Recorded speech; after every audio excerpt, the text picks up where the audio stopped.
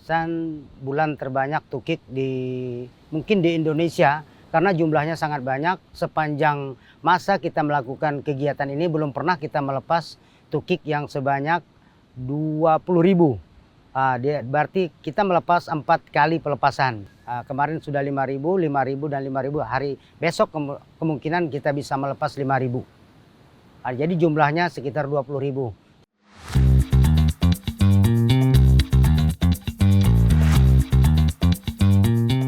Dalam sekian tahun, jadi tahun ini penyu itu mendaratnya cukup banyak. Itu berkisar data yang masih kita ambil itu sekitar 1.000 lebih penyu yang mendarat. Dan bertelur sekitar 600 lebih yang bertelur. Dan kita bisa merelokasikan sekitar 40.000 telur penyu itu.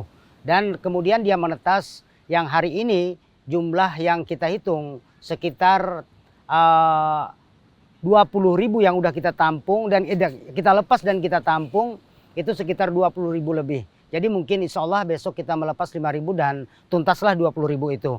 Kita mengambil adalah momen yang sangat berkesan bagi pengunjung dan bagi pemangku kebijakan. Mungkin inilah kerja kita bahwa kita buktikan dengan kita bisa melakukan pelepasan tukik. Ini salah satu kita cinta terhadap satwa yang dilindungi.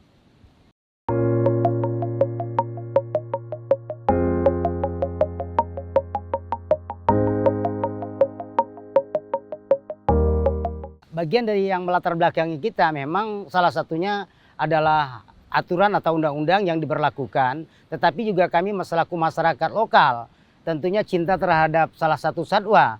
Mungkin agar tidak punah, jadi kita lakukanlah hal seperti ini. Sehingga bukan di ruang hanya kelompok saja yang tahu tentang bagaimana kecintaan terhadap penyu itu. Tetapi kita membuka kepada halayak ramai, masyarakat tahu bahwa salah satu satwa ini adalah penyambung dari rantai kehidupan di laut sana. Jadi kita harus menyampaikan tidak lewat pamflet, tidak lewat baliho, tapi alangkah indah, alangkah baiknya kita B2B, dikatakanlah dari mulut ke mulut yang hari ini kita sampaikan. Mungkin masyarakat akan tahu lebih detailnya tentang bagaimana cara pengamatan, cara megang tukik, cara melihat penyu yang baik, seperti apa itu akan kita sampaikan ketika kita akan melepas penyu nantinya.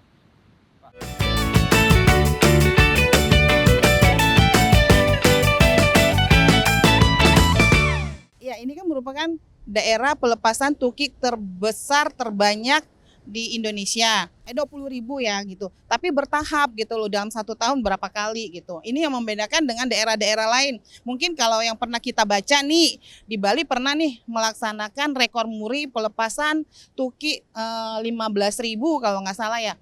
Di Tanjung Api ini berbeda. Mereka 20.000 itu bertahap karena mereka memang benar-benar mengandalkan telur penyu yang mereka tetaskan sendiri di Tanjung Api. Ini yang membedakan. Jadi ini sangat menarik nih buat terutama Kabupaten Sambas.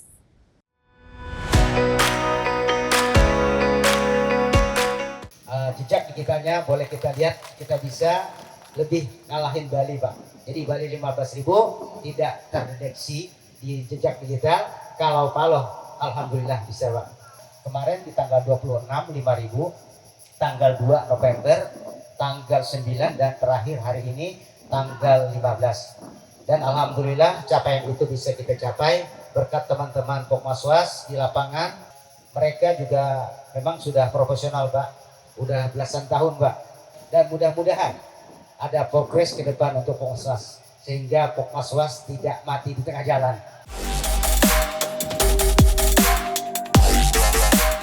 Konservasi ini berdampak kepada juga aktivitas lain, yaitu wisata. Tentu untuk melaksanakan itu semua, ketaatan, kepatuhan kepada prosedur yang sudah ditetapkan terkait dengan pengelolaan kawasan konservasi tetap harus dipenuhi agar apa yang dilakukan kita betul-betul sesuai dengan prosedur yang diakui oleh internasional. Karena perlindungan terhadap penyu ini bukan hanya untuk di Kalimantan Barat, tetapi karena juga menjadi perhatian dari dunia internasional.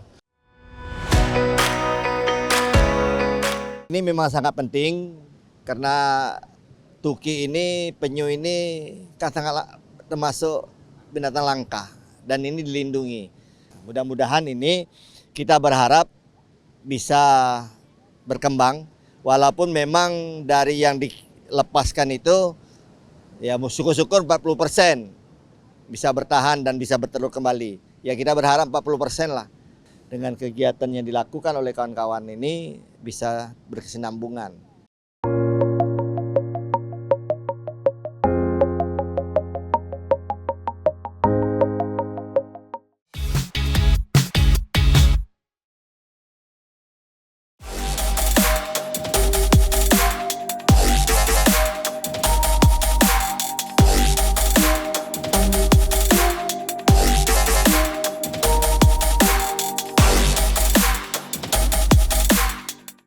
Memang banyak tantangan yang kita hadapi sebenarnya.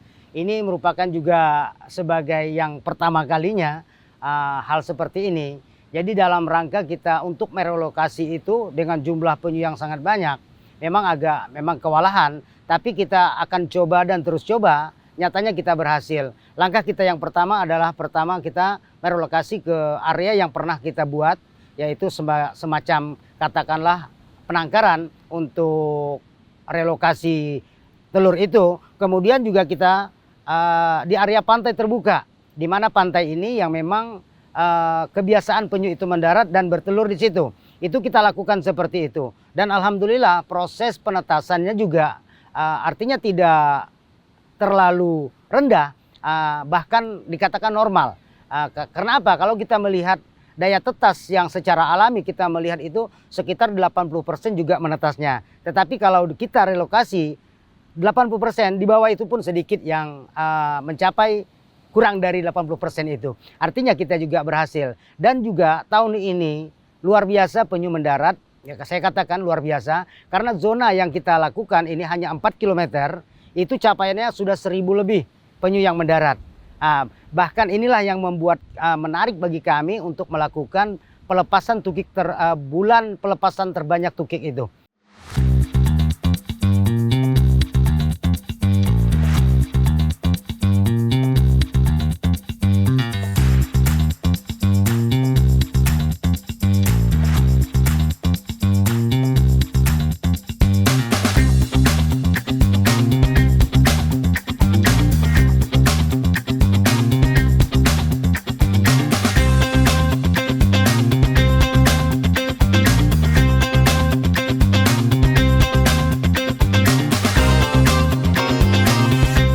Yang kita lakukan, kita coba relokasi dengan metode ember. Ember itu berkisar muatnya 100 biji telur dan alhamdulillah juga berhasil. Itu dikatakan 80% menetas. Jadi sekitar 20 lebih ember yang kita lakukan, itu menetas semua, tidak ada yang dikatakan sampai 50% netasnya. Dan alhamdulillah dengan cara itu nampaknya udah berhasil. Tetapi juga kita belum melakukan riset secara detail apakah itu nanti akan jadi betina atau pejantan. Itu yang perlu kita sikapi. Kalau memang metode yang kita lakukan itu baik, alangkah baiknya kita metode ember yang kita lakukan. Karena apa? Satu, menjaga dari resapan air yang cukup banyak dan lebih mudah untuk menjaga lah, yang kami pikirkan seperti itu.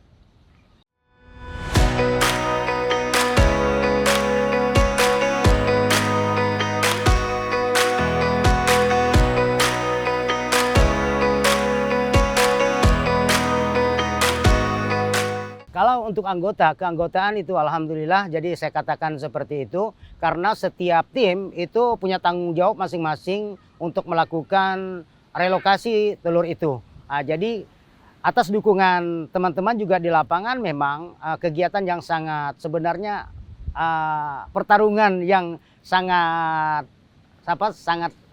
lumayan sakit lah. Dikatakan memindahkan yang cukup jauh berkisar 3 kilo yang harus kita pindah, harus kita bawa ke relokasi ke tempat di sini.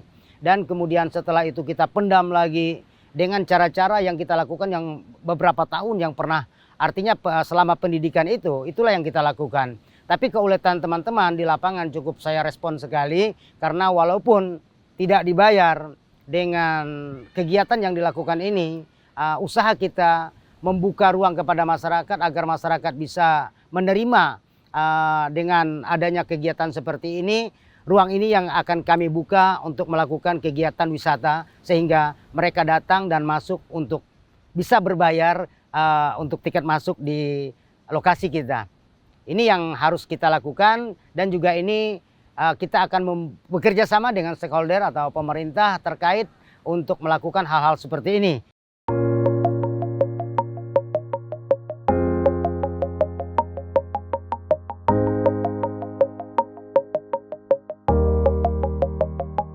Kalau penyu itu ada 4 jenis, di dunia ada 7, kebetulan di Indonesia ada 6, dan kebetulan lagi di Kecamatan Paloh khususnya di Desa Sebubus, Pantai Tanjung Api ini ada 4 jenis. Yang pertama adalah yang paling dominan banyak adalah penyu hijau, yang kedua penyu sisik, yang ketiga penyu lekang, dan yang keempat penyu belimbing. Penyu belimbing ini cukup dikatakan langka karena kemungkinan itu hasil yang pengalaman kami yang kami temui itu 5 tahun sekali baru bisa mendarat di pantai kita, di Pantai Tanjung Api ini. Pernah kita temukan itu di tahun 2013, 2018, 2023 kemarin. Itu yang pernah kita temukan. Dan mudah-mudahan tahun 2028 nanti akan naik kembali, bisa kita lihat penyu belimbing itu. Penyu belimbing itu ukurannya cukup besar, yang kemarin ditemukan 1,7 meter dari ekor ke kepala, dan treknya itu sekitar 195. Di zona 4 di sana di arah ke sana itu sangat besar sekali.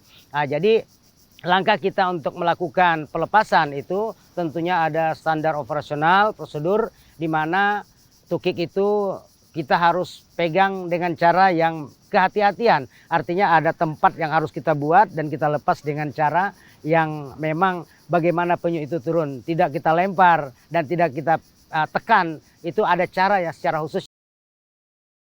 Kalau penyu itu hasil penelitian yang kami temukan itu risiko kematiannya cukup tinggi, 1 berbanding 1000. Artinya kalau 1000 kita lepas, hanya 1 yang bisa tumbuh sampai dewasa.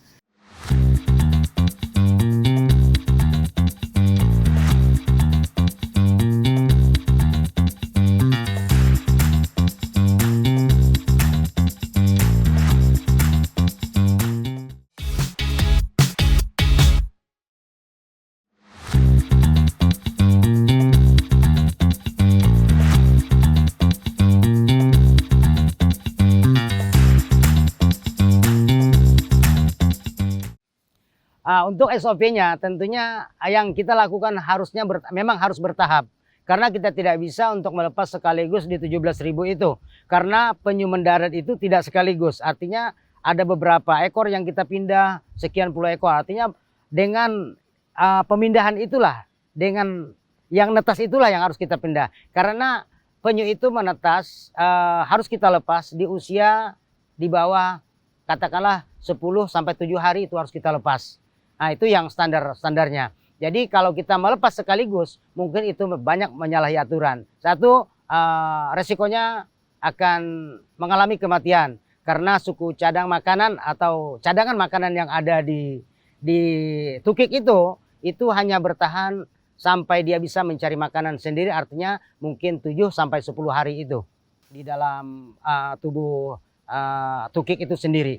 Jadi kalau kita melepas bertahap dari tanggal sekian, menyesuaikan tukik yang menetas. Ketika tukiknya menetas sekian banyak, artinya harus kita lepas di bulan itu. Kemudian minggu berikutnya dan seterusnya, seperti itu. Memberikan ruang kepada masyarakat ramai, silakan untuk melihat, datang dan melihat bagaimana cara kita melepas tukik.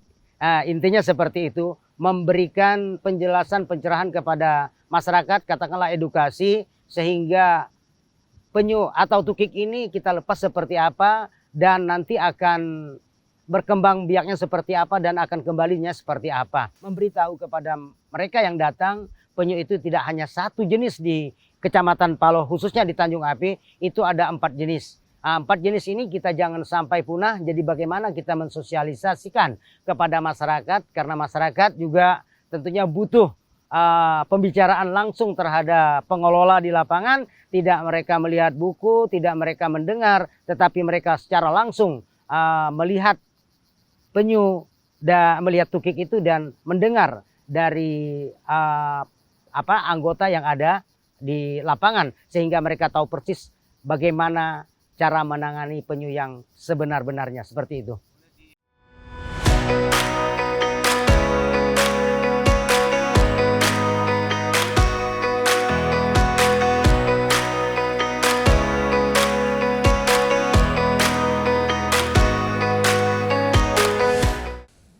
Iya, saya pertama kali melihat langsung tukik penyu. Tadi malam saya ada lihat proses penyu naik ke daratan, terus dia menggali, dia bertelur, kemudian dia kembali lagi ke laut.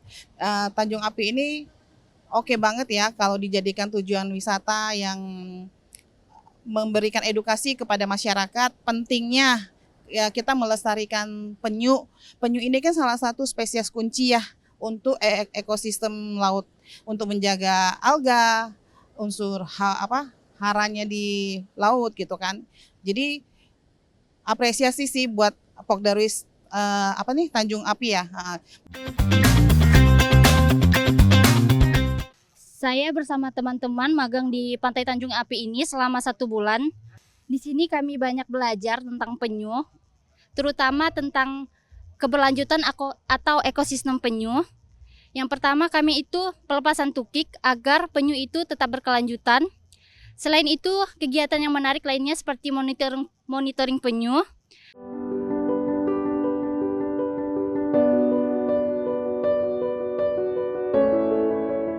Perjalanan kami dalam menjaga kawasan pantai ini sebelum terjadinya konservasi, ini panggilan jiwa kami untuk melakukan bagaimana penyu itu jangan sampai hilang, jangan sampai punah. Panggilan ini membuat kami buat sebuah organisasi kelompok masyarakat untuk melindungi penyu itu. Jadi dengan pekerjaan ini memang pekerjaan kami yang banyak orang mengatakan pekerjaan kami sia-sia, tapi kami bertahan. Walaupun kami tidak punya dapat artinya gaji dan upah, kemudian kami juga kelompok ini mengacu kepada Undang-Undang Perikanan, Undang-Undang 31, keterlibatan masyarakat dalam pengawasan ini tadi. Jadi alangkah baiknya rasanya kami meminta kepada pemerintah, artinya selain penyunya terjaga, artinya pengelolanya ini juga terjaga. Ya, kita khawatir sekali karena apa? Nanti khawatirnya tidak meregenerasi ketika organisasi atau kelompok masyarakat yang sudah mulai peduli tidak diperhatikan oleh pemerintah, sehingga mereka merasa tidak betah dan akhirnya meninggalkan langkah yang sia-sia. Artinya nanti pantai ini akan kembali ke masyarakat yang tidak bertanggung jawab. Ini yang menjadi masalah dan dilema bagi kami. Untuk itu kami memang berharap dan berpesan agar pemerintah senantiasa berpikir jernih untuk melakukan bahwa masyarakat yang sudah peduli adalah aset negara. Artinya perlu diperhatikan secara serius. Ketika masyarakat sudah berbuat baik, kenapa tidak dibina? Itu yang harus kita kembangkan. Ketika masyarakat sudah dibina, tentunya mereka akan berkelompok membina masyarakat-masyarakat lain. Itu tujuan kita dan harapan kita kepada pemerintah.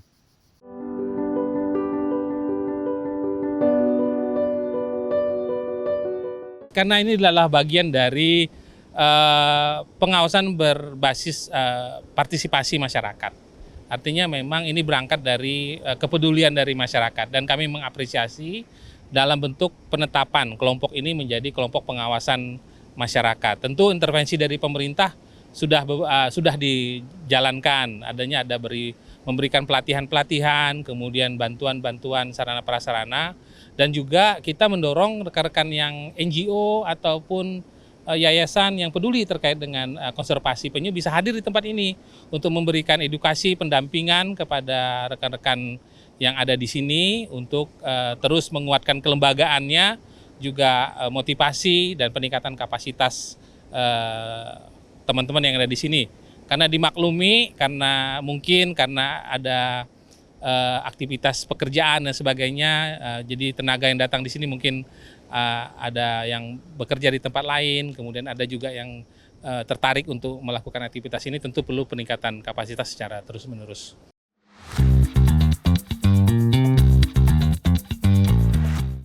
Saya kira inilah yang perlu tadi saya katakan, perlu ada kebersamaan, mungkin juga kurang informasi yang untuk disampaikan. Nah, saya kira ini kesinambungan antara konservasi, kemudian juga sebagai salah satu destinasi wisata, saya kira ini yang harus kita lakukan kebersamaannya. Kaitan yang seperti ini kan kalau di kita itu beda komisi, sehingga saya kira harus ada regulasi yang sama. Supaya konservasi ini tetap bertahan dan tempat destinasi wisata, ya perlu memang penguatan regulasinya supaya wilayah ini tidak ada penambangan.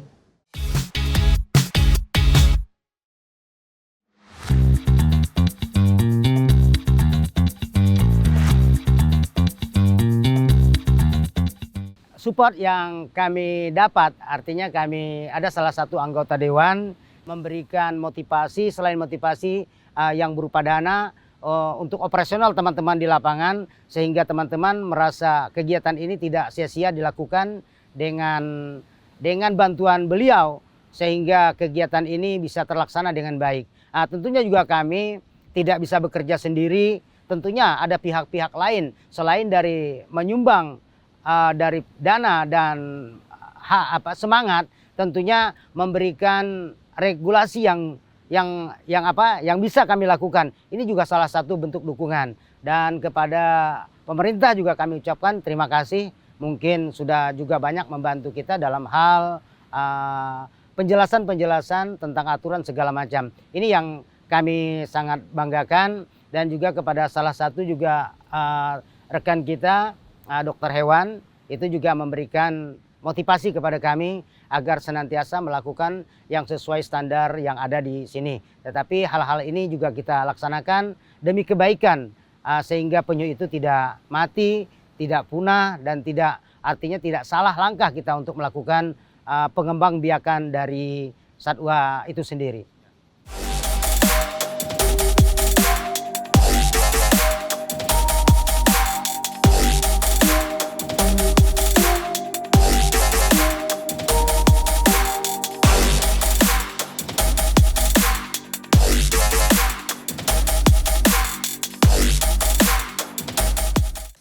Kita berharap secepatnya sempadan itu Melado dengan Temajo ya, itu bisa cepat dibuka.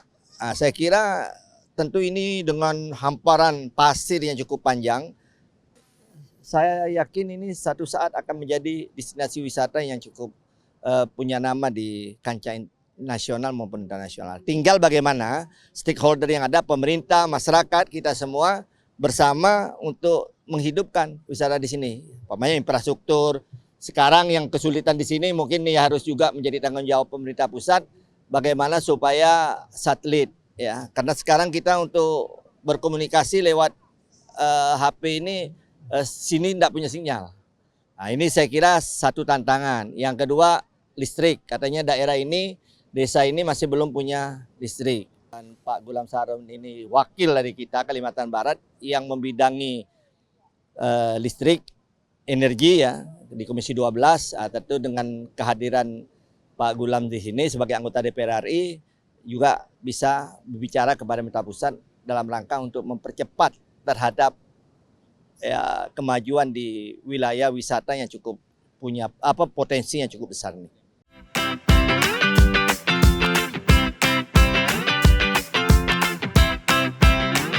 Mungkin pesan buat Pok Darwis bisa mengelola paket wisata yang lebih maksudnya yang lebih profesional gitu kan, dengan mengisi banyak muatan edukasi gitu loh. Dari pengalaman tadi malam saya ikutin, saya merasa masih ada kurang banyak edukasi yang harus disampaikan kepada pengunjung gitu loh. Karena kan ini daerah konservasi gitu kan. Jadi memang buat saya aja yang masih awam, daerah konservasi itu kita harus berbuat apa, seperti apa supaya kita nggak salah. Jadi kita tidak mengganggu spesies penyu yang naik ke daratan.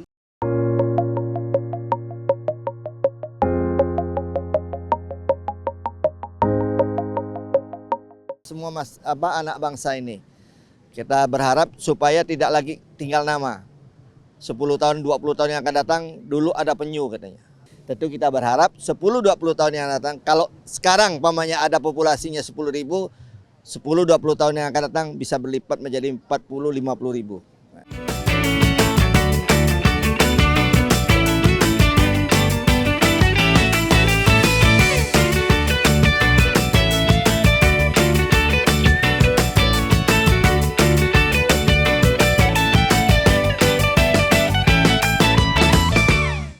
Saya berharap pelestarian penyu ini tidak hanya berhenti pada momentum acara pelepasan tukik terbanyak pada hari ini saja, tetapi saya berharap kita semua dapat berkomitmen untuk menjaga dan melestarikan penyu agar anak cucu kita nanti dapat terus melihatnya hingga generasi ke generasi selanjutnya.